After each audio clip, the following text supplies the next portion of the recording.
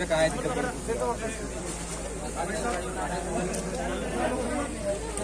सब यार गंदगी बहुत हो रही है गाँव में आया ना गंदगी को नहीं, इतने टाइम से तो कुछ नहीं हुआ ना इस बार। नहीं क्या बोलोगे यार लोगों को, क्योंकि एक्चुअल में मैं देखो आपने मेरा वीडियो देखा होगा, मैं अब तक कोई 13, 14, 15 गांव में घुमा हूँ। सभी गांव में एक चीज तो देखने को मिली, बहुत ज्यादा कीचड़। तो बोलो इस बार किसी वोट दे रहे हो ना बहुत तगड़ा, और ऐतिहासिक वोटों के साथ में जीत दिलाने ठीक है, इस बार 90% से ज्यादा होगी उम्मीद है, पूरी कोशिश करेंगे इस बार नरेश भाई के लिए। बहुत अच्छा लगा। और इस गंदगी हमारे एरिया में भ्रष्टाचार है, खाद बीच में समय काला बाजार जीत गए, इन सबको समाप्त करें।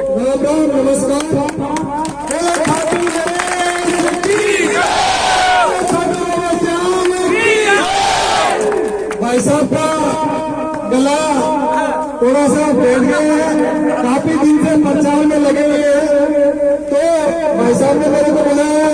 भाई साहब की जो मन की इच्छा है मैं आपके सामने जाहिर करना चाह रहा हूँ। आपने देखा होगा अभी अपने विधानसभा के उपचुनाव चल रहे हैं और यहाँ पे दो कैंडिडेट सामने बीजेपी और कांग्रेस। भाई साहब की ऐसी क्या मजबूरी आई कि अपने बीच वोट मांग रहे हैं। भाई साहब ने मजबूती से कांग्रेस का टिकट मांगा था, 23 में भी टिकट मांगा, 24 में भी टिकट मांगा। भाई साहब को विश्वास था और राजस्थान के सारे युवाओं को विश्वास था कि कहीं ना कहीं से भाई साहब को टिकट मिलेगा। लेकिन ऐसे बहुत सारे नेता जो भाई साहब को पसंद नहीं करना चाहते थे। उसका रीजन है कि कहीं अपने घर, अपनी जो कमी जमाई दुकान वो कहीं ना कहीं डगमगा न जाए। और उसका सीधा आपको प्रस्तुत कर रहा हूँ। यहाँ से काफी लोगों ने टिकट मांगा था, ये तो धन्यवाद हो भाई साहब का, वरना टिकट तो बहुत पहले हो चुका था। लेकिन जो दिल्ली में जाके टिकट कटा, उसका रीजन था कि भाई साहब ने मजबूती से अपनी पैरवी रखी वहाँ पे। भाई साहब ने तो यहाँ तक भी कहा कि अगर मेरे को स्वीकार नहीं करते हो तो कोई बात नहीं है, मैं कांग्रेस के लिए मेरे कार्यकर्ता मैं जी जान लड़ा दूंगा, लेकिन अगर मेरे को टिकट नहीं देते हो तो मैं कोई बात नहीं। लेकिन जो देवली उनियारा का, जो कांग्रेस का कार्यकर्ता हो, जो मजबूती से काम कराओ, जो राहुल गांधी की सेवा कराओ, ऐसे व्यक्ति को टिकट दे दो, दिन रात करके मैं उसका चुनाव जिता के लेके आऊंगा। लेकिन आपने देखा है कि क्या परिस्थिति बनी। इसी गांव से नौजवान जसराम भाई ने भी बहुत पैसा खर्च करा, उसको पूरी उम्मीद थी टिकट मिलेगा। अगर युवाओं की बात आएगी तो मेरे को मिलेगा, अगर बुजुर्गों की या वरिष्ठ लोगों की बात आएगी तो रानीपुरा से परशुराम को मिलेगा। लेकिन सारे लोग देखते रह गए। अरे जो व्यक्ति भाइयों 15 दिन बीजेपी का प्रचार कर रहा था, सावरकर का पोस्टर लगा रहा है और मोहन भागवत का प्रचार कर रहा था। यहाँ तक कि हमारे सांसद और विधायक महोदय माननीय हरीश चंद्र जी के खिलाफ टिकट मांग रहा था। मुझे तो हैरानी इस बात की आती है कि साहब के सामने अगर कोई ऊंची आवाज में बात करता है, मेरे युवा काफी लोग आपने देखा होगा, सांसद साहब को अगर कोई ऊंची आवाज में बात करता है तो उसका इलाज वो तुरंत कर देता है। लेकिन केसी मीणा में ऐसी क्या क्वालिटी है कि उसका टिकट मिनटों में हो जाता है, और मिनटों में। लेकिन केसी मीणा जी कल प्रचार में कह रहे थे कि पार्टी को छोड़ो। भाई साहब ने इतनी स्थिति तो ला दी कि अब वो अपने मुंह से कहने लगे कि पार्टी को छोड़ो, मेरे को देखो। केसी जी आपके अंदर पैसा हो सकता है, लेकिन यहाँ की जनता टिकाऊ नहीं हो सकती। ये जनता जानती है, ये जनता अपनी सत्ता पलटती है तो ईमानदारी से पलटती है। देवली उनियारा की जनता ईमानदार जनता है। अब आपको फैसला करना है कि भाई साहब दिन रात देख कर रहे हैं, भाभी जी उधर देवली में घूम रही है, आपको बस भाई साहब को हाथ खड़ा करके इतना बता दो कि ये गांव पूरा साथ है।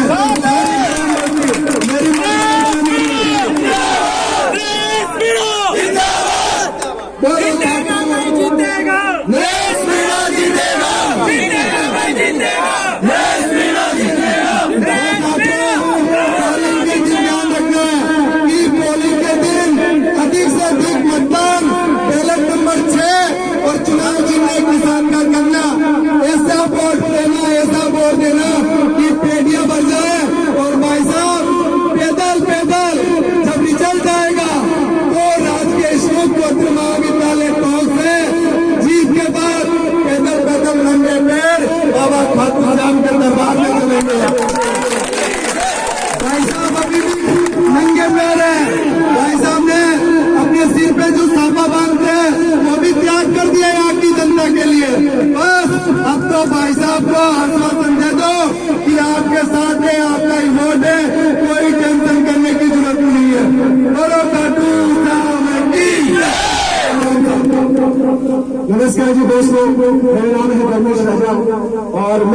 हुआ कि शायद भाई साहब जानते नहीं जानते, लेकिन जब 12 में इनको गिरफ्तार कर लिया गया था उस टाइम पे मैं मुंबई से यहाँ पे आया था ताकि मैं भाई साहब के साथ में खड़ा हो सकूँ।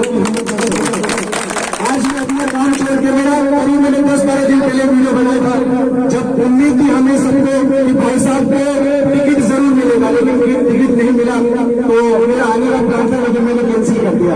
फिर मुझे पता लगा कि भाई साहब वापिस खड़े हुए हैं आप सब लोगों के भरोसे, पूरे किसान के भरोसे, युवाओं के भरोसे, माता बहनों के भरोसे। तो आज मैं यहाँ पे आया हूँ ताकि मैं नरेश भाई साहब की आवाज बन सकूं, उनके साथ चल सकूं और उनके लिए दोस्तों की खेती करना खेल नहीं है बच्चों का, कि खेती करना खेल नहीं है बच्चों का।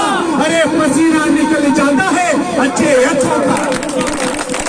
दोस्तों इस इंसान को मैं देख रहा हूँ काफी सालों से संघर्ष कर रहे हैं, अगर आज इनको हमने आगे नहीं बढ़ाया तो मैं जानता हूँ कि आने वाले कई सालों तक अपने पास से एक अच्छे युवा आगे नहीं बन पाएगा।